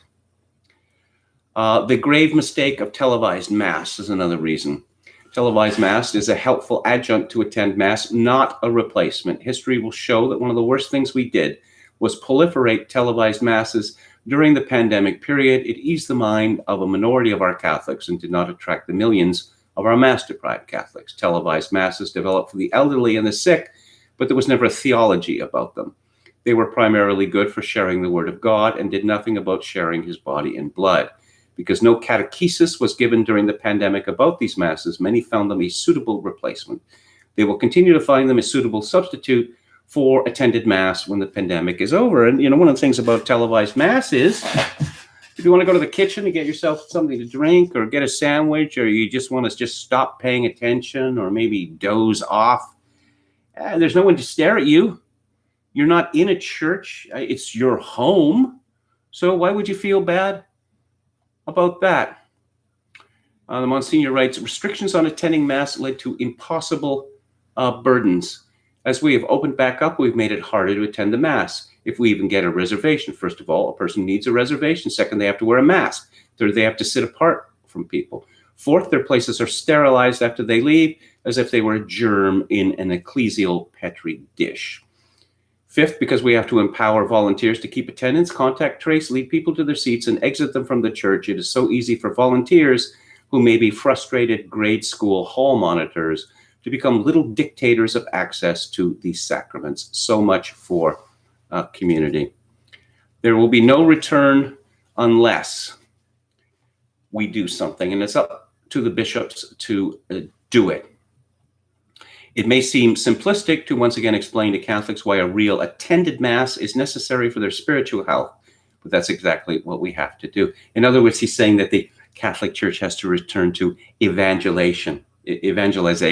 Well, I can tell you the bishops are dead set against that. I keep hearing about apparently people were driven away from the church by these priests delivering homilies, ferocious homilies about hell and the like. I have not heard such a homily in my entire life. It's a time to stress better music, preaching, and lay evangelization, he says. And this is a good idea. Well, yeah, actually, the best way to accomplish this is to get rid of the so-called New Order Mass of 1970, which has been an absolute disaster. It is theologically and artistically weak, to put it mildly. Bring back the Mass of Pope St. Pius V, the so-called Tridentine Mass. That is a ceremony that inspires people. Bishop Fulton J. Sheen famously called it the sweetest thing this side of heaven. No, but they got rid of it, and I suspect that they got rid of it because it was so very popular. Let's see. What's happening in my own country? BC announces 32 COVID-19 deaths, one more death. It's the first death in over a week or something like 169 deaths in a province of 5.1 million. Madness, absolute madness. especially at a time when, in the month of May, in the city of Vancouver alone, 170 people died of drug overdoses. Ottawa could do more to free 2 Canadians jailed in China, Michael Kovrig's wife says. Apparently, China is disappointed. Sorry, Canada is disappointed with China. Disappointed. And China is threatening Canada and Trudeau. Yeah, maybe they should just pull up, take all their money, take all the businesses they've, leave the businesses they've bought, take all their spies and fifth columnists with them. A leader stronger than Justin Trudeau would do things like, withdraw the ambassador for consultations. And if these people are not returned to Canada, there would be economic sanctions against China. And I don't know, I suppose Walmart would have to get its cheap tat from someplace else. What a shame that would be. Shocking story from British Columbia, revealed late last week. The British Columbia Health Ministry is investigating allegations of racist and completely abhorrent practices by healthcare workers inside a BC emergency room. Health Minister Adrian Dix announced the investigation in a hastily called press conference Friday morning, saying, quote, "The allegation is that a game was being played to guess the blood alcohol levels of patients in the ER, in particular, Indigenous patients," unquote. That's it. That's just completely shocking and abhorrent, isn't it? People who work in ERs tend to have a very robust sense of humor because of the shocking and horrific, disgusting things they see on a daily basis. Now, if this game is guessing the blood alcohol level of everyone who comes into the emergency room, for alcohol-related reasons, then it wouldn't be racist, would it? Oh, yeah, disparate impact. I forgot about disparate impact. The province has hired outside investigator Mary Ellen Turple-Lafond to lead the investigation. She is a professional Indian activist, so we know what the result of the investigation is going to be, even before it begins. Yeah, okay. And I'll end on this story, another shocking story about extremism in Canada. From Andrew Russell of Global News, over 6,600 right-wing extremist social media accounts linked to Canada, study finds. And together, they're linked to Canadians in some way. They have reached more than 11 million users globally, according to the London-based Institute for Strategic Dialogue, which received funding from Public Safety Canada. It examined thousands of accounts across 7 different social media platforms, from Facebook to Gab, to examine how what they defined as right-wing extremists in Canada mobilize, harass opponents, and recruit new members online. Canada has a well-established online ecosystem of right-wing extremists who are advancing hatred towards minority groups, who are targeting people who are ultimately trying to make Canada a more divided place, said Jacob Davey, a senior ISD researcher and lead author on the study. Davey said that the recent protests in the U.S. over the killing of George Floyd have become a lightning rod for these groups to spread their ideologies. We found evidence of explicit violence endorsing groups and communities engaging in content which might be illegal hate speech. Researchers identified 5 groups of right-wing extremists, including what they characterize as white supremacists, ethno-nationalists, anti-Muslim groups, militia groups, and the manosphere, which includes the so-called incels. It's easy enough to get a hold of this report. And I went over it. Essentially, anyone who is to the right of the Liberal Party is a right-wing extremist, according to this report. To express skepticism about the climate emergency makes one a right-wing extremist. To express the thought that too many immigrants are coming to Canada makes one a right right-wing extremist. To disagree with a third wave of feminism makes one a right-wing extremist. What is the purpose of this report? Well, I mean, it's really risible because they list some group that no one's ever heard of, and then there's a chart, a box, showing how many members they have. And apparently they have something like 6 members in the whole of Canada. And this is supposed to be very dangerous. There are persistent rumors that Justin Trudeau, our Prime Minister, intends on licensing access to write anything political on the internet, and this report will be used as an excuse. I'm not going to get a license to talk on the internet or for my Twitter account. I'm simply not going to do it. And, if I'm levied fines, I'm not going to pay them. And if they want to haul me off to jail for this, well, let them do so. The conditions in these minimum security prisons in Canada, they're pretty cushy. But anyway, that's my advice to Canadians, that if you are an opinion monger on social media, watch out, because Justin Trudeau is coming for you. Let's see. A final look at the chat. To not kiss jug meats, whatever, makes one a right-wing extremist. Yes. Let's see. The manosphere, LOL. So the MGTOW, that is in fact mentioned in the report. Danny Rose and right-wing extremists are irredeemably broken and morally defective, unlike murderers and child molesters. Well, no, indeed. The lipped one, at Kevin's age, he would probably, something bad would happen to him in prison. Not likely. Not likely. A sane person to an insane society must appear insane, says MCT. Yeah, Jonathan Pohl, you can probably even stream from a Canadian prison. Yeah. Oh, and comment about blood alcohol levels.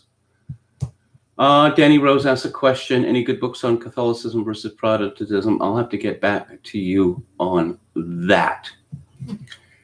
The lipped one says, why isn't jug meat taking up the cause of the Canadians jailed in China? Too white? Well, no, obviously we have bigger problems. Systemic racism, which just grips the whole of Canada. White people in Canada, all our institutions, that'll have to be dealt with. Systemic racism will have to be eliminated before we rescue the Canadians who are being held hostage in China. And I will mention what is coming up on Theatre Thursday. We have the first 5 episodes of Kieslowski's Decalogue. On July the 2nd, a very timely movie being about the Stasi, The Lives of Others by Florian Donnersmarck. On July the 9th, All That Jazz by Bob Fosse, a really remarkable film and one of my very favorites, as is The Searchers by John Ford, starring John Wayne from 1956. Which will appear on July the 16th. And I had a request for this, and I like this movie very much. It is a deeply, deeply strange movie about a lunatic asylum, but that's not what the movie is about. The movie is actually about confirming the existence of God. It is the first directorial effort of William Peter Blatty, who, of course, wrote The Exorcist. And it's called The Ninth Configuration, and it is from 1990. On the book club this Friday, The Fate of Rome by Kyle Harper, which is a really audacious work. It is a, how shall we say, an ecological explanation of the collapse of the Roman Empire. On July the 3rd, we have a work of philosophy, or at least morality, called After Virtue by Alistair MacIntyre. And on June the 10th, we have The Assassination of Jesse James by Ron Hansen, which is a novel.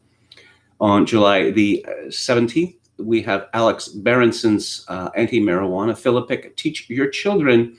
And on July 24th, I thought, with CHOP or Chaz going on and these other autonomous zones, that it would be a good time to talk about G.K. Chesterton's novel, The Napoleon of Notting Hill. Well, that is all for tonight. I'd like to thank you all for tuning in. I will be back on the air tomorrow at 4 p.m. Pacific time, 7 p.m. Eastern time. If you'd like to show any part of it, I would appreciate it if you would click on the like button and subscribe to my YouTube channel if you have not already.